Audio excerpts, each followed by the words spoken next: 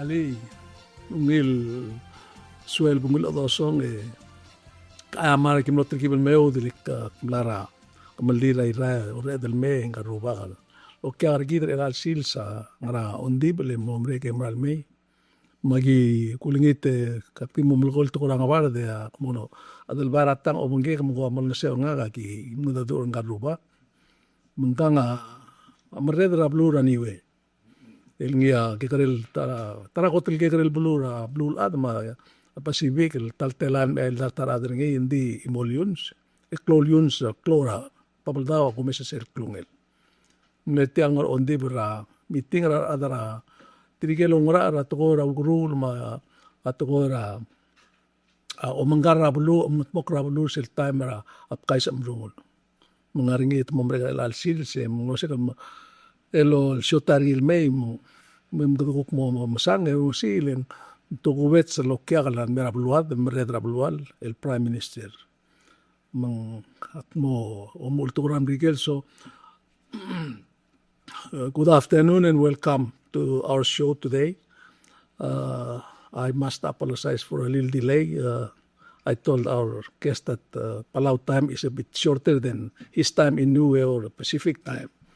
Anyway, this is head of government, his country, Niue, and I'm going to ask him to introduce himself before we proceed to ask him questions about his country and his visit to Palau.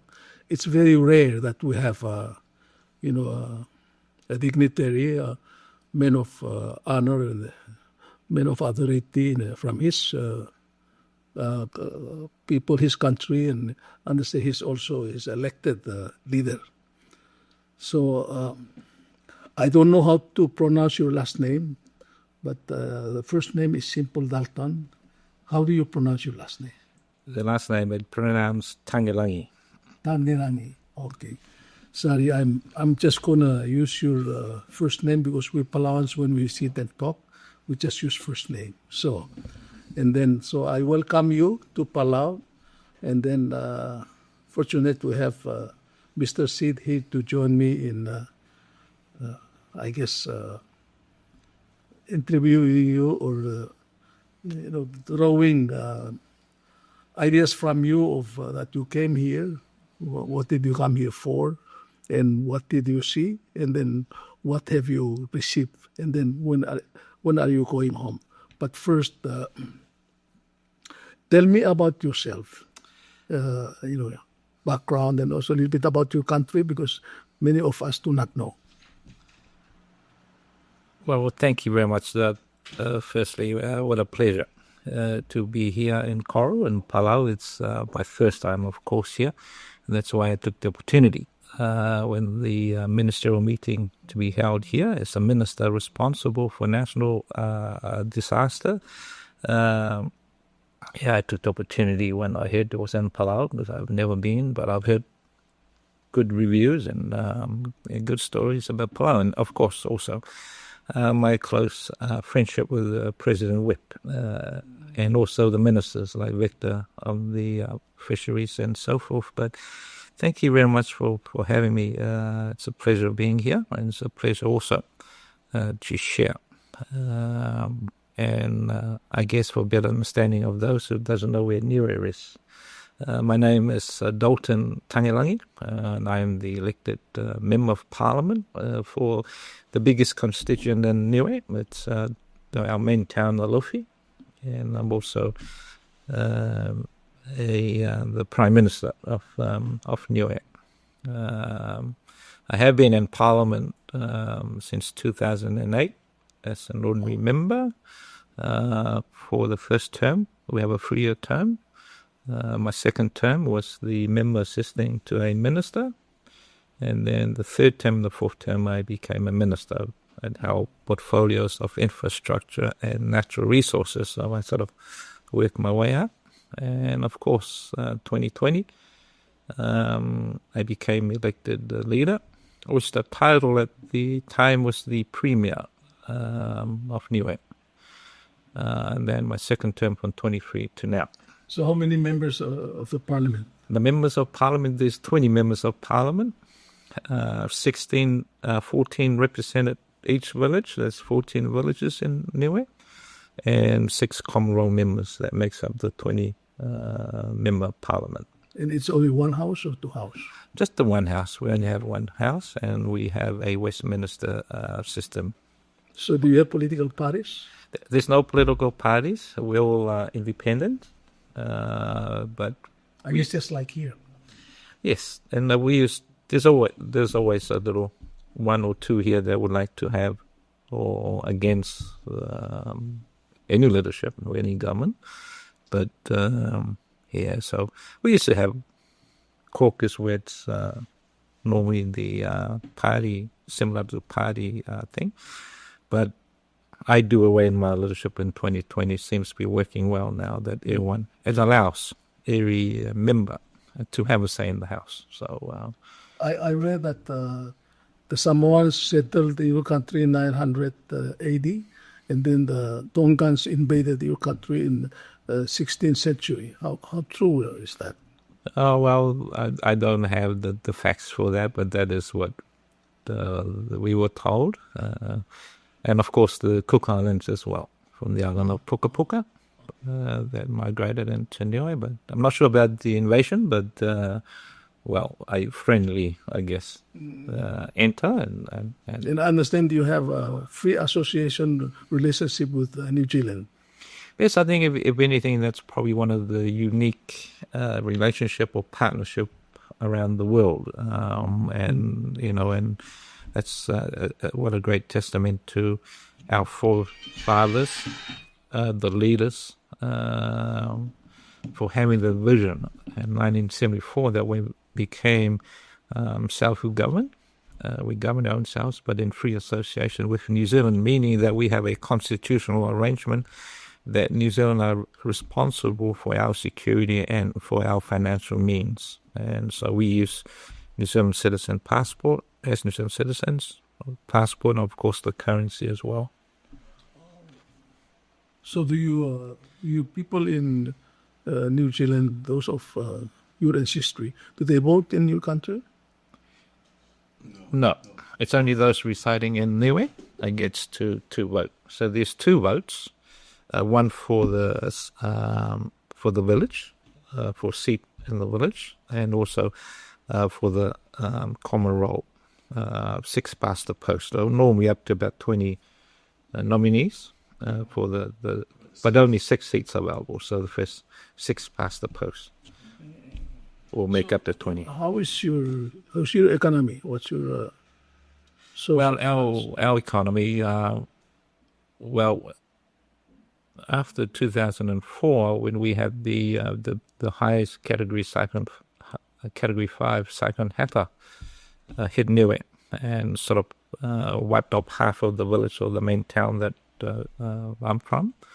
But it took time for a small island and small economy to recover. Of course, pandemic, but way back then, or in the 2010s, we were 20-30 million annual budget. This year, we're gone now to $70 million from the last. So the developments, we undeveloped, but we're starting to have that understanding or exposure out into the big world for some of the things that we're doing, like conservation efforts, like what you're doing with your ocean space.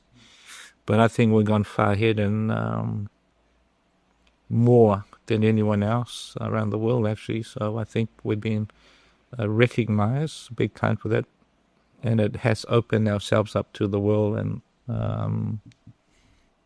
it's good in it's good in a way, but at the same time, it might come with some challenges, and people trying to explore and exploit other things. So how much of your EEZ is conserved?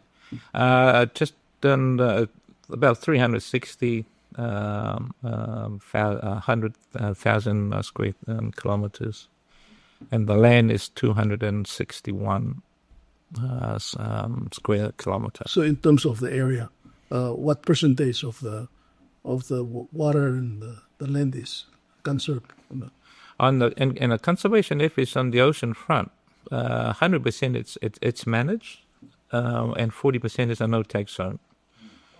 And the 40% is towards the Cook Islands, where we have a parrot's reef. It's an open reef with a lagoon, and of course other little seamounts around it. So those are the areas that's fully protected as a no-take zone.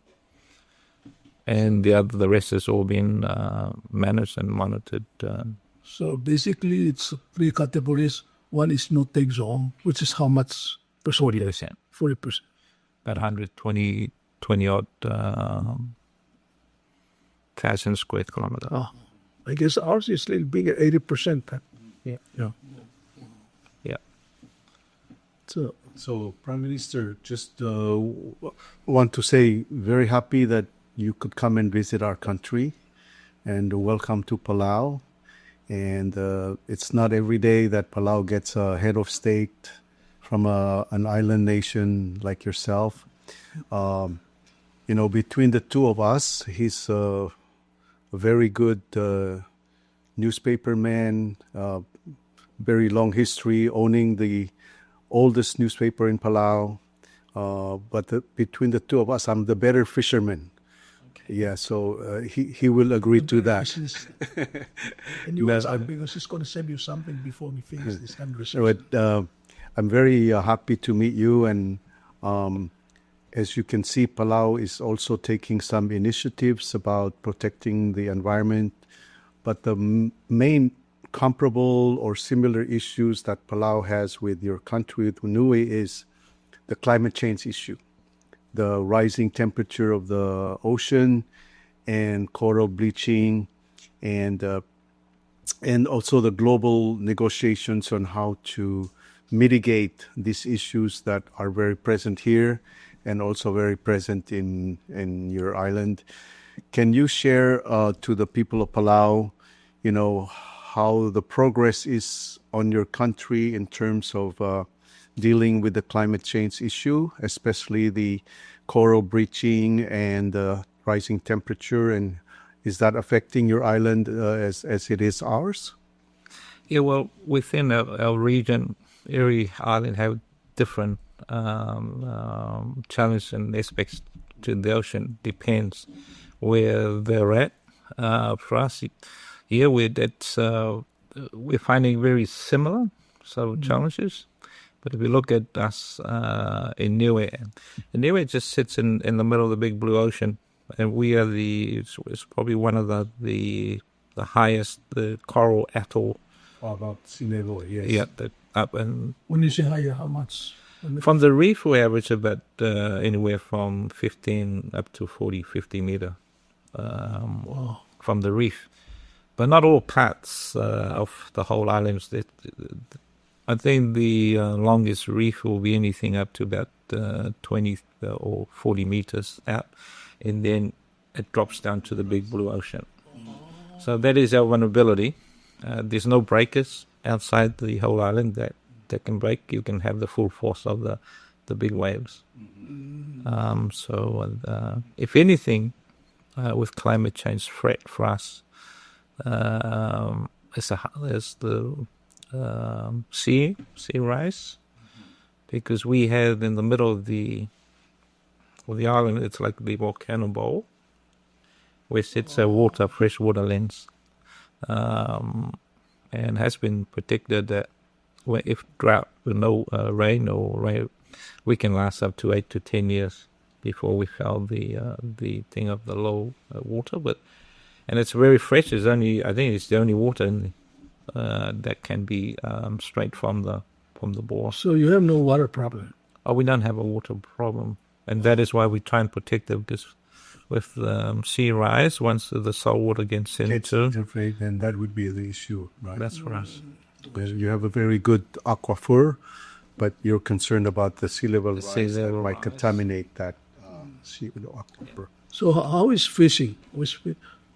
What kind of fish you have? And the fishing is great. Yeah, I just went around your bay yesterday.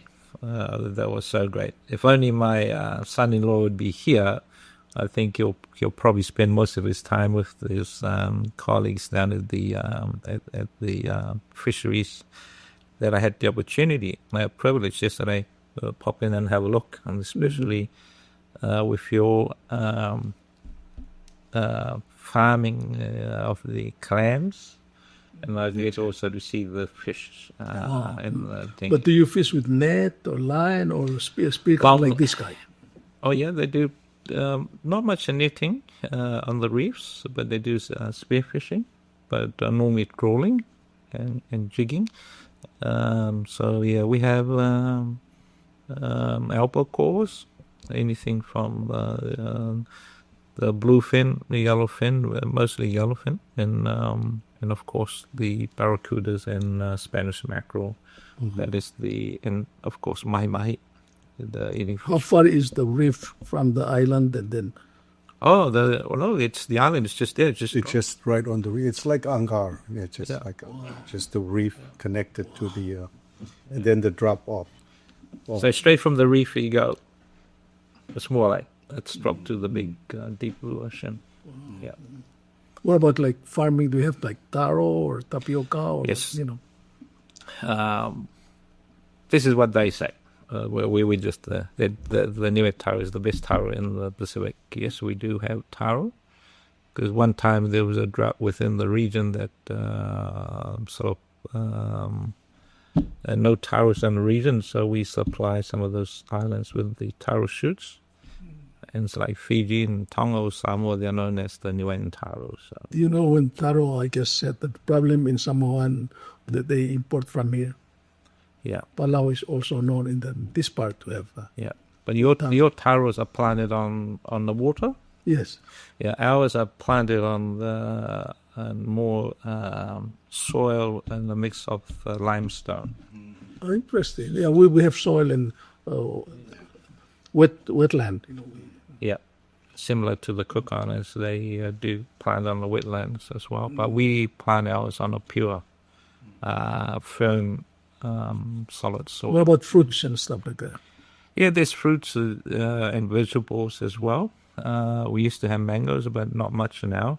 Some of these fruits have sort of died off, but we importing a lot from New Zealand, fresh fruit. From New Zealand. Yeah, New Zealand. Most of the food is imported from New Zealand, Prime Minister? That's correct. Yes. Yeah. But you have your pigs and chickens also. Oh, yes. Yeah. Yes, we have He's this. a pig grower. Yeah. Oh, great. In the Chicken. 2 times my daughter had the traditional ceremony for childbirth and wedding, and 2 times I got the pigs from him. How about the first one? The first one on the way here jumped off the truck and ran away. He found it. And I think it'd be, that's a very similar cultures that we have. That those kind of things are big celebrations. It was only last week. One of my nephew, they had the unveiling of the headstone because he passed last year, and of course, like how families do things with big feast and so forth. And I was told there was 12 pigs. Yeah. Big one or small one? Or medium Good size. size, big size, yeah. Yeah, but these are the kind of things. That's a Polynesian culture, because you are Polynesians, right? Correct. And you connected to the Cook Islands. How Samoa, are you connected Tonga. to Tonga as well? I see. But are you like Samoa where the pigs are roaming around? Samoa, No. and then they put the trash on top. So I said, why are you putting? Because if not, the pigs is gonna. Yeah, well, But you we always manage, but we still have push pigs, feral pigs. But these are all from we call it's our own pigs. But sometimes when you have too many, you didn't care. When there's 1 or 2 that took off, but it then became push pigs. But we have a challenge there as well. But we try and manage and control that. So, Prime Minister, we from Palau, when we go to the international events, they always ask us what's our population, and we could say we're 18,000 or 21,000. It depends on whether you're counting the foreigners or not. and we're always viewed upon as a very, very small island nation. I think of the members of the UN, we're the third smallest in population, though our EEZ zone is the size of Texas or the size of France. So we coined our own phrase. We are a large island state with a small ocean state with a small population. But in your island, your population is much smaller. But are there many of your citizens living abroad in New Zealand? How many of the true Niue people are there in the world, in addition to the ones that live on the island? Yeah, we can only refer to the census that it's done in New Zealand and also in Australia, because most of those that was descendants or born in New Zealand have moved on to Australia, but still registered as Niueans. And I think to put things into perspective, in Niue now, our population is around 1,800 people in Niue, but that's a mixture also. It's 80% or 85% are Niueans, and of course we have others from within the region that resides and live in Niue. It makes up the 1,800, around about that. And in Auckland, they say it's about 30,000. Right. And in Australia, about anywhere up to 10,000. But I always said we got to put things in perspective in the sense of that the highest ever population in Niue is 5,600 something. At one time. So these are some of those that migrated into New Zealand. Because when they fill the census, they still fill it as they are Niueans, but they are actually descendants born in New Zealand and born in Australia. So I always say that they are New Zealand people. Australia, they're not, because it gives you that false impression saying that 30,000 people left Niue to go to New Zealand, which is. But you're right, the point about the low population, we're not a member of the United Nations, but yes, we do have challenges in the sense of that exactly for small island states. We were viewed also on the classification as a well-developed because of our GDP, which sometimes it's, but we don't have any exports. But yeah, sometimes the challenge was by viewing us in that way that we're not qualified or for support in some areas. So yeah, it's a challenge when it comes to that. But when it talks about the big ocean state, yeah, that's a good example of the Cook Islands. You put all the Cook Islands land or islands together, they're still just shy of Niue's size. But then when you come to the ocean space, it's over 2 million. Because they're spread out, yeah. So way bigger than. So in terms of business, do you have hotels or factories or we have operation? We have one resort. Like I said, we are only starting to sort of open up now into the development space of things. So we only have one flight or two flights because of that. We don't have quite the infrastructure as yet to accommodate. And the resort is locally owned or foreign? The resort. The resort, it's Niuean fully owned but managed by a trust and ran by a hotel group from New Zealand. But it has been, it's. This guy has a distinction of only Palauan who's own a hotel, partially owned hotel. So it's a family owned. And then it's a building, it's a 6-story building. It's 100 some rooms, but all the other hotels are owned by foreigners, mostly Chinese. That is grand. That's why I'm going to learn off Mr. Seid of how. Because, like I said, we're only just starting to develop, and we've been very cautious in what we do to make sure that we got the things like the airport. I think, how long is your airport here? 7,000. 7,200 feet. Yeah. which is, how much is that in meters? You can accommodate 737 jets or what? Oh, easy. Yeah, we've been having A321neo and A320. Oh, yeah, that's good. That yours is long enough then. Yeah, 2.2 kilometers Oh. long, and it's just been resurfaced. I think it's... How's the scuba diving? His diving is strong. Yeah, that's Yeah. a very good attraction for tourists. They're looking for new places to go, Yeah. uncrowded places. Yeah.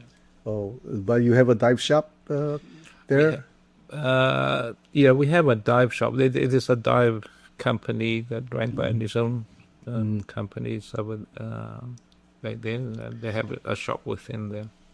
Do any of the whales going to Tonga pass by sometimes? Is whale watching a possible tourism attraction? Wales going to Tonga, I think, if anything. Wales going to our other island. You have other islands, huh? No, I was just jokingly because that other island is Tonga. Tonga, I see. That's yours. It's Rauvau, but yes, we do have whales. Yeah, our season, that's from July, August, September.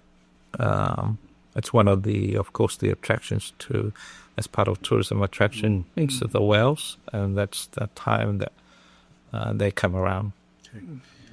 So what's your situation? As you know, the Cook Island, China, Australia situation kind of, or New Zealand exploded a few months ago.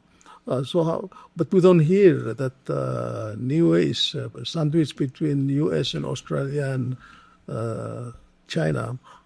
So what's going on? You're just not in the radar or what?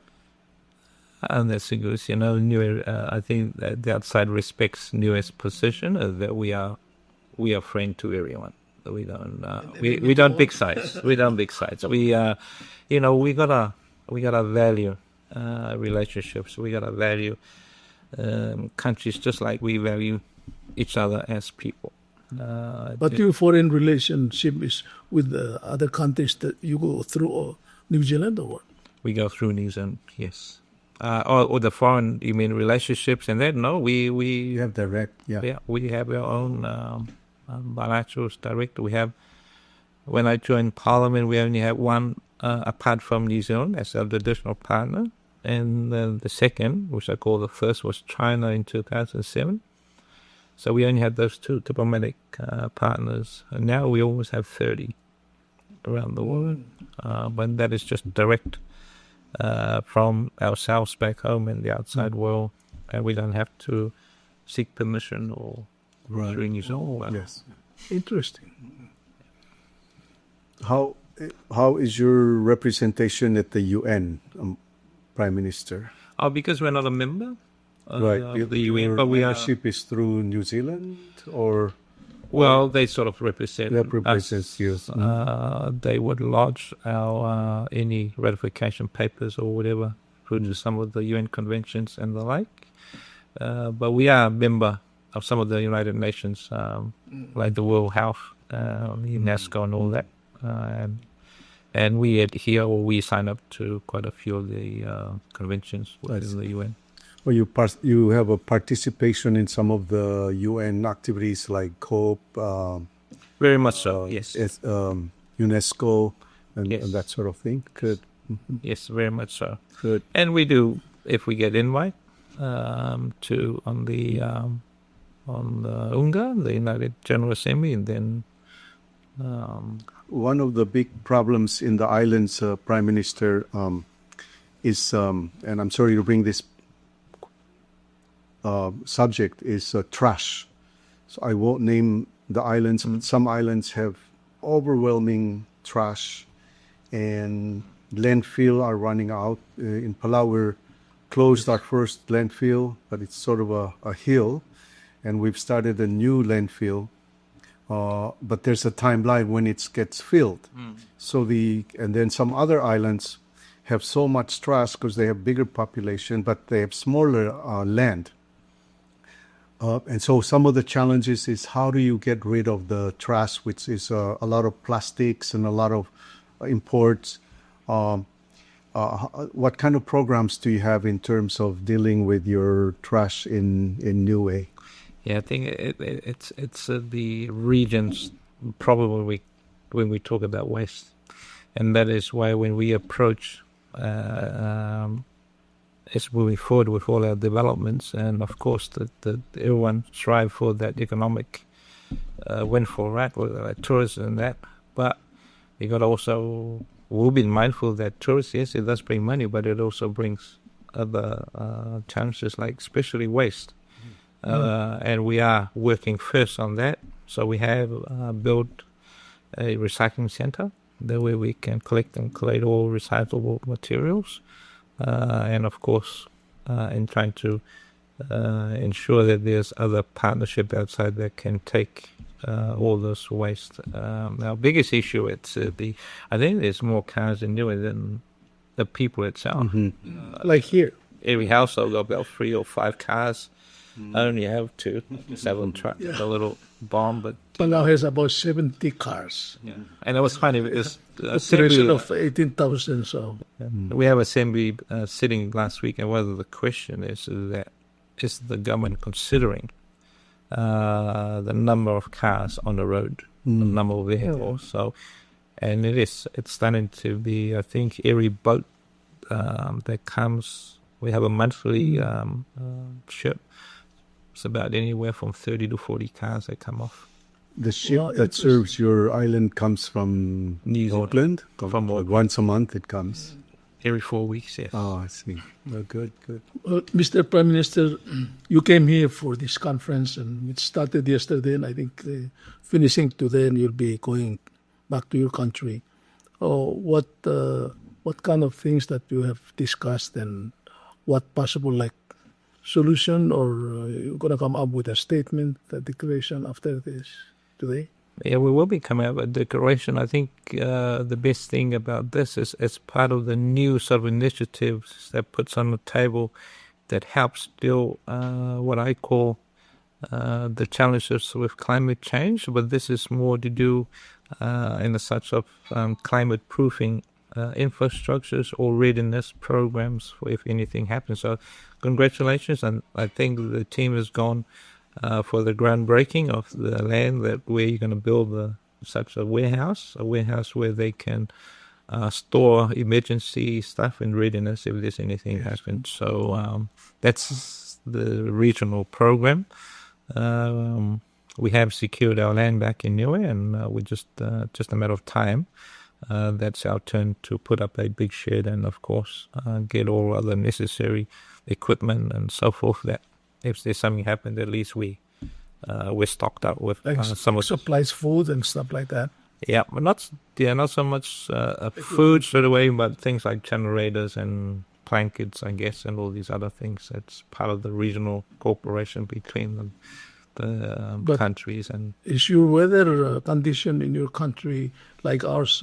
When I was growing up, it didn't happen like what's happening today. It's like rain, shine, and then too many strong winds, which didn't happen before. Yeah, and I think we see it ourselves. I think we are very lucky the last four years. And now it's more rain throughout the year. Not always rain, but there's always rain is good for us. If it keeps the temperature down, it keeps the bad weather away. We already know that if it's going to be hot and humid and so forth towards the end of the year, because now we are in the cyclone season. The prediction for us for this year, it's 0 to 1 cyclone in our area where Niue is, but I think that's all due to that cooler weather within us, so which is great for us. But at the same time, we always work together and keep an eye on others and help for the others. That I think Vanuatu protected more cyclones in that region. Prime Minister, one of my personal interests in life is traditional navigation. So when I was young, I sailed from Yak to Palau on a traditional canoe with a very well-known Mau Pialuk. who taught the Hawaiians how to sail from Hawaii to Tahiti. And I've been a member and founder of the Micronesian Voyaging Society. And we're now teaching young people in Palau and Micronesia how to to learn the skills of traditional seafaring navigation skills. And the son of Ma Pialuk is now our instructor, and we're working with a college. And we just did an epic journey. We sailed the canoe from here to Taiwan and back a couple of months ago. It took like a month to sail back. But I was in Tonga recently, and Cook Islands. They're also very interested in traditional canoe building and traditional skills of navigation. How is that in Niue? Do you have people that still have these skills? The skills for local canoes, for fishing canoes. But I know that, but by the way, congratulations for having that. I think it's very important that we have those traditional canoes that goes from island to island. I'm fully aware of the Cook Islands. They're strong in that. I've been sailing up to Hawaii and also doing a lot of sailing within the Cooks. And yeah, if anything, that will bring up as part of the regional program, I guess. Yes. And I think that it's important to be also strengthened, as that we still rely heavily on traditional knowledge back home in most of the things we do, like protection of the weather. But I think canoe,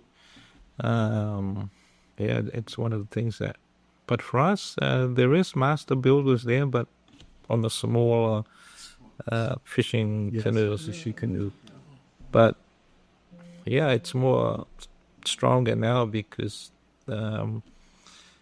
we are new areas. It's only those from this side that goes fishing that knows how to fish. The guys over the other side of the island, they only know about planting taros and so forth. But now, the whole of the island, especially them that don't it's like they don't know how to swim. But now they've been part of the fishing competitions with their wakas and traditional canoes. So it is, but I guess that is the identity of the Pacific Polynesian people. It's waka, but it just needs to be more brought out, and congratulations for keeping that alive up on this end. And Mr. Prime Minister, our history tells us, and also it's been proven that we came from southern China to Taiwan. We were here 3,200 years. And Palauans are direct descendants of those who arrived here. So it's never changed. So, and then we have Papua side 40%, and then from southern China, Taiwan 60%. So the travel to Palau was happened last month was really interesting. We just have a group from Taiwan who was here last week. As you know, that they're gonna kayak from Taiwan to Palau and to Guam. Yeah, on their traditional canoe. Yeah, so this is. It's they want to invite the Palauans to also to go on. So this is interesting. It's now instigating this, I guess, high interest. Yes. So maybe Mr. Seid is going to do a voyage from here to Niue. But I'm going to fly the jet. Okay, so we're coming to an end, Mr. Prime Minister. We want to thank you for this opportunity. I know you're a busy man, but you remember the saying of Roman emperor who conquered North Europe. So when he went there, he said, "I came, I saw, I conquered." Yes. So you came, you saw, and what? Oh yes. What's your impression? Well, it's just the environment that you have out there. I went out on a boat ride yesterday afternoon. It's just, I said to the officials, I said, "You guys are so lucky here." It's but each of our islands in the Pacific has its own unique about themselves, and and that's what you got out there. That we went around yesterday, and I enjoyed more about my sashimi clam, washed down with a cup of beers, And we did the round of the small island. Oh, okay. The Rock Island. Came back out of the bridge and and I thought, boy, but I wish I had more time and just go out there and just sit out there in the lagoon and just admire the creation of God, and how lucky the people that resides here. Well, I guess it's the same different when you come to Niue. You're going to be here next year, right? At the PIF? Pacific Islands Forums. We got elections next year. I've got to get over that first. Okay. So, thank you very much. We say in Palau, we don't say goodbye. We just say Maldiu until later. Yeah. So we'll thank you. Meet again. Thank you, Prime Minister. Nice to meet you. No. Good luck with your journey. Thank you for having me. Great.